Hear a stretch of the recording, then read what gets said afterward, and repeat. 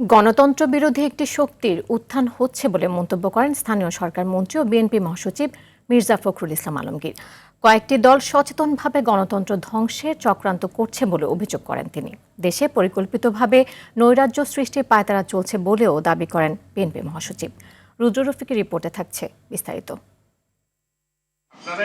প্রখ্যাত শ্রমিক নেতা মাহবুবুল হক এবং জাতীয় সংসদের সাবেক হুইপ মাহবুবুল আলম তারার স্মরণে জাতীয় প্রেসক্লাবে আলোচনা সভার আয়োজন করেন পরিবারের সদস্যরা। এতে যোগ দেন পেশাজীবী, সামাজিক ও রাজনৈতিক ব্যক্তিবর্গ। বক্তারা প্রয়াত দুই রাজনীতিবিদের কর্মময় জীবনের আলোচনা করেন। তিনি কর্মীদের মধ্যে, সমর্থকদের মধ্যে অত্যন্ত জনপ্রিয় ছিলেন।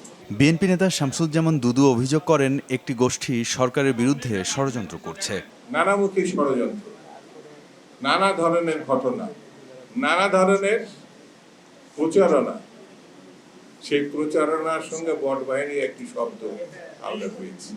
স্থানীয় সরকার মন্ত্রী ও বিএনপি মহাসচিব মির্জা ফখরুল ইসলাম আলমগীর বলেন, দেশের রাজনীতির পরিবেশে ভয়াবহ অবস্থা বিরাজ করছে।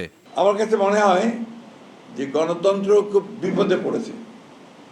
এই যে চতুর্দিকে সুপরিকল্পিত সচেতনভাবে একটা প্রচেষ্টা যে আপনারা সব কিছুকেই ভেঙে ফেলা, অর্থহীন করে ফেলা, এর মধ্য দিয়ে একটা নৈরাজ্য সৃষ্টি করার একটা প্রচেষ্টা চালানো হচ্ছে। দেশ ও গণতন্ত্রের বিরুদ্ধে বড় ধরনের ষড়যন্ত্র চলছে বলে দাবি করেন বিএনপি মহাসচিব। কিছু কিছু মহল যারা নির্বাচনের আগে থেকে জুলাই 24-এর কিছুদিন পর থেকেই এমনভাবে তারা বিভিন্নভাবে চক্রান্ত করছেন যাতে করে গণতন্ত্র এখানে না থাকে। একটা শক্তির উত্থান হচ্ছে, যে শক্তি কিন্তু গণতন্ত্রে বিশ্বাস করে না, যে শক্তি মানুষের অধিকারকে তার স্বাভাবিক নিয়মে গণতান্ত্রিক উপায়ে রক্ষা করতে বিশ্বাস করে না।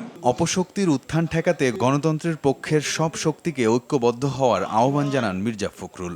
এই শক্তি যেন মাথা তুলে উঠে দাঁড়াতে না পারে, তার জন্য সকল গণতান্ত্রিক শক্তি এক হওয়া উচিত বলে আমি মনে করি। রুদ্র রফিক, RTV, ঢাকা।